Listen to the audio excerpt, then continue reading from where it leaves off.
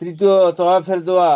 দোয়ার অর্থ, ইয়া আল্লাহ, তোমার সত্তা সম্পর্কে আমাদের মনে অনুরূপ সন্দেহ সৃষ্টি হওয়া থেকে তোমারই কাছে আশ্রয় প্রার্থনা করিতেছি, আর তোমার পানা চাইতেছি তোমার নির্দেশের বিরোধিতা করা থেকে এবং মুনাফিকি স্বভাব দৃশ্য থেকে, আর ধন জন ও সন্তান সন্ততি অনিষ্ট এবং ধ্বংস হওয়া থেকে। ইয়া আল্লাহ, তোমার কাছে আমি তোমার সন্তুষ্টি অভ্যস্ত কামনা করি আর আশ্রয় প্রার্থনা করি তোমার গজব, ক্রোধ ও ধোজকের আগুন থেকে।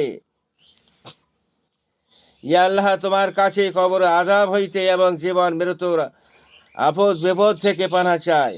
রকনে ইয়ামানি পর্যন্ত এই দোয়া শেষে সামনে আগাইতে আগাইতে নিচের দোয়া পড়ুন।